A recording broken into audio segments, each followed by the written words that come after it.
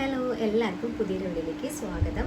ഞാൻ ഇന്ന് വന്നിരിക്കുന്നത് PPD അഥവാ പോസ്റ്റ് പാർട്ടം ഡിപ്രഷനെ കുറിച്ചിട്ട് നിങ്ങളുമായിട്ട് ഷെയർ ചെയ്യാനാണ്. എനിക്കുണ്ടായ അനുഭവങ്ങളും അതുപോലെ തന്നെ ഞാൻ പോസ്റ്റ് പാർട്ടം ഡിപ്രഷൻ വരണ്ടെന്ന് പറഞ്ഞിട്ട് ഞാൻ മുൻകരുതലുകൾ എടുത്തിട്ടുണ്ടായിരുന്നു. അതൊക്കെ എന്താണെന്നാണ് നിങ്ങളുമായിട്ട് ഷെയർ ചെയ്യുന്നത്. നമ്മൾ പോസ്റ്റ് പാർട്ടം ഡിപ്രഷൻ എന്ന് പറഞ്ഞാൽ ആ ഒരു രോഗാവസ്ഥ തന്നെയാണ് വിഷാദ രോഗം. ആ ഒരു രോഗം വരാതിരിക്കാൻ വേണ്ടിയിട്ട് നമ്മൾ ഫസ്റ്റ് ചെയ്യേണ്ടത് നമ്മളുടെ ഈ പ്രഗ്നൻസി സമയത്ത് 7-ാം മാസം തൊട്ട് നമ്മൾ പ്രസവിക്കുന്നത് വരെയുള്ള ആ ഒരു സ്റ്റേജിൽ ഓവർ ഇങ്ങനെ ടെൻഷനൊന്നും അടിക്കാതെ, ഇങ്ങനെ ഓരോരോ കാര്യങ്ങൾക്കും ടെൻഷൻ അടിക്കാതെ സില്ലിയായിട്ട് എന്ത് കാര്യങ്ങളും സില്ലിയായിട്ട് വിടുക. നമ്മളുടെ കാര്യത്തിൽ വലിയ എന്തെങ്കിലും സംഭവങ്ങളൊക്കെ നടന്നിട്ടുണ്ടെങ്കിൽ, ചില ആൾക്കാർ നമ്മൾ വിട്ട് പോയിട്ടുണ്ടെങ്കിൽ അതൊന്നും ഒരു നമ്മളുടെ മൈൻഡിനുള്ളിൽ ഉണ്ടാവുമായിരിക്കും. പക്ഷെ അത് നമ്മൾ ഇങ്ങനെ ചിന്തിച്ചുകൊണ്ടിരിക്കാതെ നമ്മൾ സാധാരണ നോർമലായിട്ട് തന്നെ ഇരിക്കുക. എപ്പോഴും ഇങ്ങനെ ടെൻഷൻ ആവാതെ. ഒന്നാമത് നമ്മൾ ഈ പ്രഗ്നൻസി സമയത്ത് ടെൻഷൻ ആവുന്നത് ഏറ്റവും മോശമാണ്. എന്താ പറഞ്ഞാൽ നമ്മളുടെ കുട്ടിയെയും ബാധിക്കും, അത് കഴിഞ്ഞിട്ട് നമ്മളെയും ബാധിക്കുന്ന ഒരു സംഭവമാണ് നമ്മൾ പ്രഗ്നൻസി സമയത്ത് ടെൻഷൻ ആയാൽ സംഭവിക്കുന്നത്. അപ്പോൾ നമ്മൾ ടെൻഷനൊന്നും ഇല്ലാതെ തന്നെ ഇരിക്കുക. പിന്നെന്ന് പറയുന്നത് ഉറക്കമില്ലായ്മ. ചില ആൾക്കാർക്ക് പ്രഗ്നൻസി ടൈമിൽ തന്നെ ഉറക്കമില്ലാതെ വരും. അപ്പോൾ ആ ഉറക്കമില്ലായ്മ നമ്മളിപ്പോൾ രാത്രി നമുക്ക് ഉറക്കം വരുന്നില്ലെങ്കിൽ രാവിലെ നമ്മൾ നന്നായിട്ട് ഉറങ്ങാം.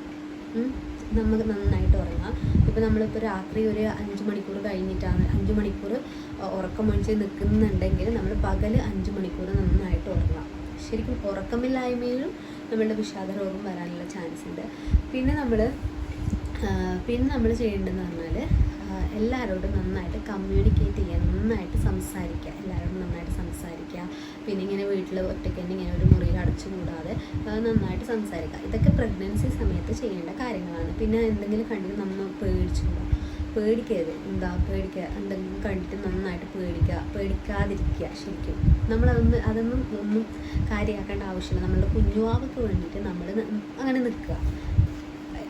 അങ്ങനെ ഫസ്റ്റ് നിൽക്കുക. അതാണ് ഒന്നാമത്തെ മുൻകരുതൽ എന്ന് പറയുന്നത്. പിന്നെ രണ്ടാമത്തെ മുൻകരുതൽ എന്ന് പറയുന്നത് നമ്മൾ ഫസ്റ്റ് തന്നെ വിചാരിക്കണം, നമ്മൾ പ്രസവിക്കുന്ന നമ്മളെ കുഞ്ഞുവാവനെ നന്നായിട്ട് കെയർ ചെയ്യണം. നന്നായിട്ട് പ്രസവിക്കണം.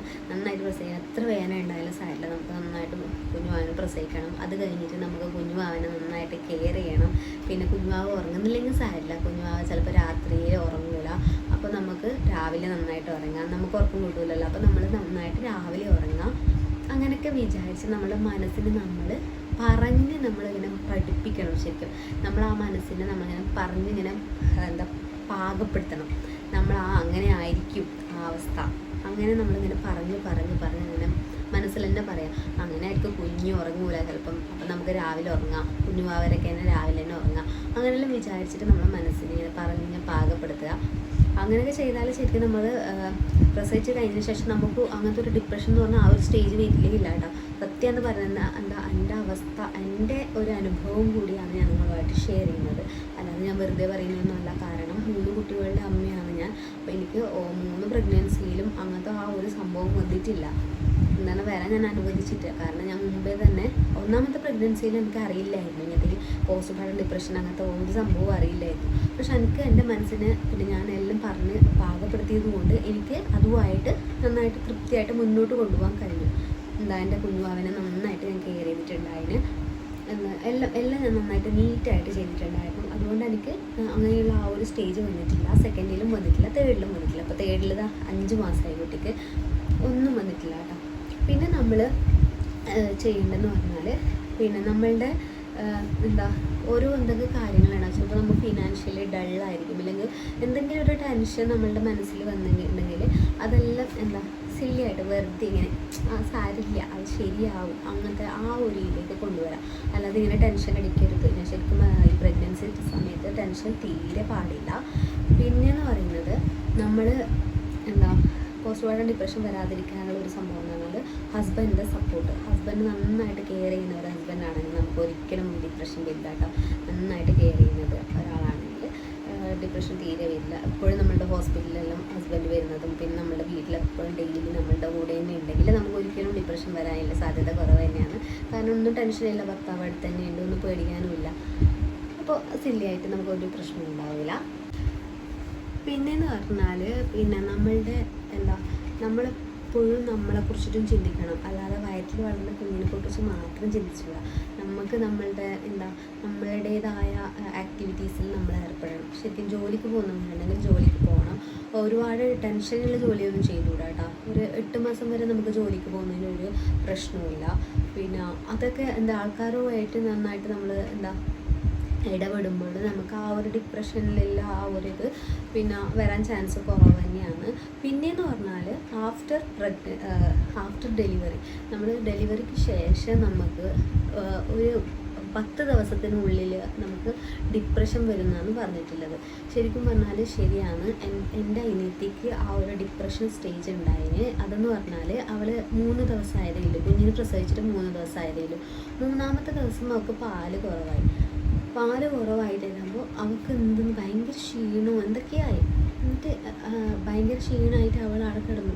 കുഞ്ഞുവാവനെ ശ്രദ്ധിക്കുന്നില്ല, അവൾ അവിടെ കിടന്നു. എന്നിട്ട് ഞാനാണ് ഫീഡ് ചെയ്തത്. ആ സമയത്ത് എൻ്റെ കുഞ്ഞിക്ക് 1 വയസ്സ് കഴിഞ്ഞ് 1 വയസ്സായിട്ടാന്ന് തോന്നുന്നു, ആയിട്ടാ.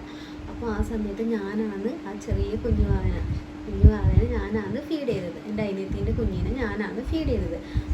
അപ്പോൾ എനിക്ക് അത് മനസ്സിലായത്, ഈ ഒരു പോസ്റ്റ് പാർട്ടം ഡിപ്രഷൻ എന്ന് പറഞ്ഞ സംഭവം ഉണ്ട് എന്നുള്ള ആ ഒരു സംഭവം എനിക്ക് മനസ്സിലായത്. ഞാൻ അവളോട് മുമ്പേ പറഞ്ഞു, നീ ഒന്നും ടെൻഷൻ അടിക്കാൻ പാടില്ല, ആൾക്കാരുടെ വാക്കുകളൊന്നും കേൾക്കാൻ പാടില്ല എന്ന്. പക്ഷെ ഒരു മനസ്സ് അങ്ങനെയുള്ള ആയതുകൊണ്ട് ആൾക്കാർ പറഞ്ഞത് അതുപോലെ തന്നെ ഭയങ്കര ടെൻഷനായി, നമ്മളെ മനസ്സ് ഫുള്ള് ടെൻഷനായി. അതുകൊണ്ടാണ് അങ്ങനെ സംഭവിച്ചത്.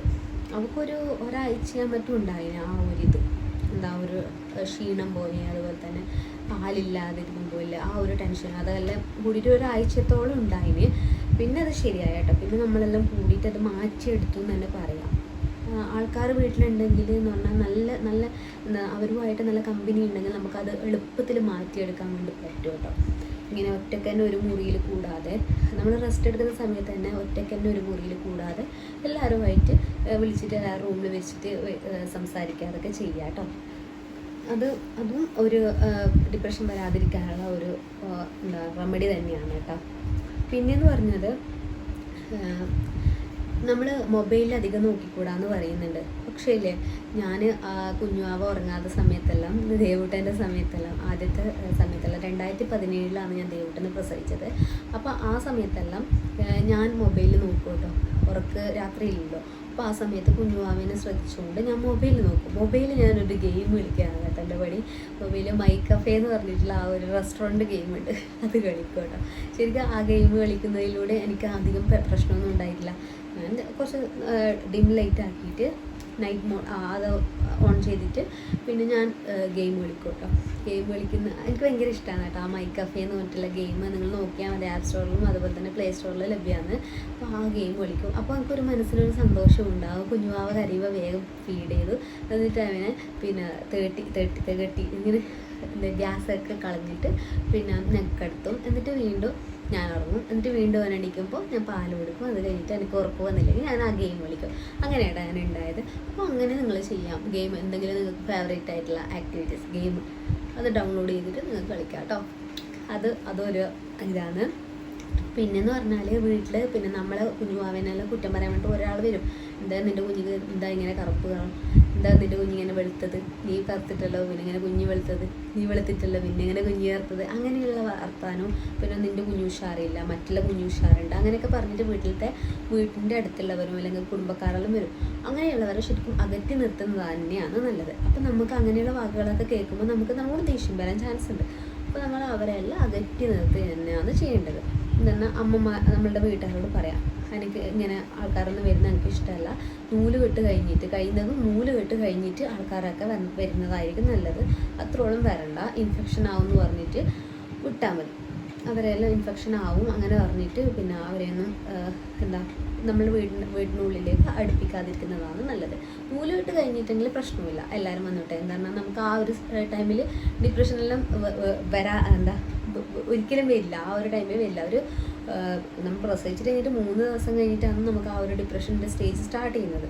പിന്നെ ആ ഒരു ഡിപ്രഷൻ വരുന്നവർക്ക് ഒരു 3 ദിവസം കഴിഞ്ഞിട്ടാണ് സ്റ്റാർട്ട് ചെയ്യുന്നത്. അപ്പോൾ നിങ്ങളൊന്നും പേടിക്കേണ്ട ആവശ്യമില്ല. ഈ ഡിപ്രഷൻ എന്ന് പറഞ്ഞ സംഭവം നമുക്ക് വരില്ല എന്ന് തന്നെ ഒരു പ്രതിജ്ഞ ചെയ്യുക. പ്രഗ്നൻസിയിൽ ആ ഒരു ടൈമിൽ തന്നെ 7 മാസം തൊട്ട് അല്ല 5 മാസം 7 മാസം തൊട്ട് 7 മാസം തന്നെ 7 മാസം തൊട്ട് നമ്മൾ പ്രസവിക്കുന്നവരില്ല. ആ ഒരു ടൈമിൽ നമ്മളൊരു പ്രതിജ്ഞ ചെയ്താൽ മതി, എനിക്ക് അങ്ങനത്തെ ഉള്ള ഒരു സംഭവം വരില്ല, ഞാൻ അങ്ങനെ വരാൻ സമ്മതിക്കൂല എന്ന് നമ്മളുടെ മനസ്സിനെ പറഞ്ഞ് ബോധ്യപ്പെടുത്തുക. മനസ്സിനെ പറഞ്ഞ് കഴിഞ്ഞാൽ തറപ്പിച്ച് വെക്കുക, ആണി തറപ്പിക്കുന്ന പോലെ നമ്മുടെ മനസ്സിൽ ആ ഒരു വാക്ക് തറപ്പിച്ച് വെക്കാം കേട്ടോ ശരിക്കും. പിന്നെന്താ, ആരെന്ത് പറയുന്നത് നമ്മളൊരു കാര്യമാക്കേണ്ട ആവശ്യമില്ല. എന്നാൽ അവർക്കും അതേ അവസ്ഥ വരാൻ ചാൻസ് ഉണ്ട്. ഇപ്പോൾ നമ്മളിപ്പോൾ എൻ്റെ കൂടെ പഠിച്ച ഒരാൾ എന്നെ പ്രസവിച്ചു, പിന്നെ അവളെ കുഞ്ഞ് നല്ല ഉഷാറുണ്ട്. അപ്പോൾ അവൾ പറഞ്ഞു വന്നിട്ട് എൻ്റെ കുഞ്ഞ് അത്ര ഉഷാറില്ല. അപ്പോൾ അവൾ വന്നിട്ട് പറഞ്ഞു നിൻ്റെ കുഞ്ഞ് ഉഷാറേ ഇല്ലല്ലോ. അങ്ങനെ പറയുമ്പോൾ നമുക്ക് നല്ലോണം സങ്കടമാവും. ശരിക്കും എന്താ, അവളെ കുഞ്ഞ് ഉഷാറുണ്ട്, ഒരേ സെയിം ഇതാണ്, എന്നിട്ട് ഉഷാറുണ്ടല്ലോ, പിന്നെ എൻ്റെ കുഞ്ഞ് ഉഷാറില്ലല്ലോ, അങ്ങനത്തെ ആ ഒരു ഇത് വരാൻ ചാൻസ് ഉണ്ട്. അപ്പോൾ ശരിക്കും പറഞ്ഞാൽ എന്താ, നമ്മൾ അതെല്ലാം എന്താ അങ്ങനത്തെ ആ ഒരു നെഗറ്റീവ്സ് പറയുന്നവരെ നമ്മൾ അടുപ്പിക്കാതിരിക്കുക. അല്ലെങ്കിൽ നമ്മൾ നേരത്തെ നമ്മുടെ മനസ്സിനെ പറഞ്ഞ് ബോധ്യപ്പെടുത്തുക. പിന്നെ അങ്ങനെയുള്ള സംഭവങ്ങളൊക്കെ ഉണ്ടാവും, അത് നമുക്ക് കാര്യമാക്കണ്ട, അങ്ങനെയൊക്കെ പറഞ്ഞ് പഠിപ്പിക്കുക, നമ്മളുടെ മനസ്സിനെ പറഞ്ഞ് പഠിപ്പിക്കുക, അത്രയേ ഉള്ളൂ. പിന്നെന്താ, ഒന്നിനോട് നമ്മൾ നമുക്ക് വേണ്ട സംഭവങ്ങളൊക്കെ നമ്മൾ വാങ്ങുക, ടെൻഷനൊന്നും അടിക്കാതെ. നമുക്ക് എന്താണ്, നമുക്ക് ഈ ആഫ്റ്റർ പ്രഗ്നൻസിയിൽ നമുക്ക് എന്തൊക്കെയാണ് വേണ്ടത്, എന്തൊക്കെ നമുക്ക് പുതിയ ഫുഡൊക്കെ കഴിക്കാമെന്നുണ്ടെങ്കിൽ അതൊക്കെ കഴിക്കുക. പിന്നെ എന്താ, വീട്ടിലിങ്ങനെ 4 മുറിക്കുള്ളിൽ തന്നെ ഇങ്ങനെ അടച്ച് ഇങ്ങനെ ഇടാതെ നമ്മളിങ്ങനെ ഇടയ്ക്കിടയ്ക്ക് ഇങ്ങനെ പുറത്തൊക്കെ കൊണ്ടുപോകാം കേട്ടോ. ശരിക്കും പറഞ്ഞാൽ പുറത്ത് കൊണ്ടുപോയാലാണ് കുറച്ചും കൂടി നമുക്ക് ഒരു മനസ്സിന് ഉന്മേഷം കിട്ടുന്നത് തന്നെ. പിന്നെ പ്രഗ്നൻസി നമ്മളിപ്പോൾ പ്രസവിച്ചിട്ട് എത്ര ദിവസം, അപ്പോൾ 1 മാസത്തോളം ഫുള്ള് വീട്ടിൻ്റെ ഉള്ളിൽ തന്നെ, ആ 4 ചുമരിൻ്റെ ഉള്ളിൽ തന്നെ ഇങ്ങനെ അങ്ങോട്ടും ഇങ്ങോട്ടും നോക്കിക്കൊണ്ടിരിക്കുന്ന ആയിരിക്കും എല്ലാവരും. ചില ആൾക്കാർ 2 മാസം, പിന്നെ ഈ ഓപ്പറേഷൻ കഴിഞ്ഞവർക്ക് 5 മാസമല്ലേ റെസ്റ്റ്, 5 മാസം അങ്ങനെന്തോ അല്ലേ റെസ്റ്റ്. എനിക്ക് പിന്നെ എന്താ 2 മാസം വരെ റെസ്റ്റ് പറഞ്ഞു. പക്ഷെ ഞാൻ വേഗം എൻ്റെ റെസ്റ്റ് കഴിഞ്ഞിട്ട് ഞാൻ വേഗം ഈ വീട്ടിലേക്ക് വന്നു, എൻ്റെ ഹസ്ബൻഡിൻ്റെ വീട്ടിലേക്ക് വന്നു. കാരണം എനിക്ക് അവിടെ നിൽക്കാൻ കഴിയുക. ഞാൻ പറഞ്ഞു ഞാൻ എന്തായാലും നിൽക്കുന്നില്ല, ഞാൻ എല്ലാ പ്രഗ്നൻസിയിലും അതെ വേഗം ഇങ്ങോട്ടേക്ക് വന്നു. കാരണം എന്താ, എനിക്ക് ഒരു കംഫർട്ടബിൾ പ്ലേസ് ആവുന്നത് ഈ ഹസ്ബൻഡിൻ്റെ വീട് തന്നെയാണ്. എന്താ പറഞ്ഞാൽ ഇവർ എല്ലാവരും ഉണ്ട്. പിന്നെ ഞാനിപ്പോൾ കുറേ കാലമായിട്ട് ഈ ഒരു ബെഡ്റൂം, അതുപോലെ തന്നെ ഇവിടെയുള്ള ബാത്റൂം, പിന്നെ ഇവിടെയുള്ള ഷെൽഫ്, മറ്റത് എല്ലാം ഉപയോഗിക്കുന്നത് കൊണ്ട് എനിക്ക് അവിടെ നിൽക്കുമ്പോൾ, എൻ്റെ സ്വന്തം വീട്ടിൽ നിൽക്കുമ്പോൾ നമുക്കൊരു ഒരു ഇത് കിട്ടുന്നില്ല.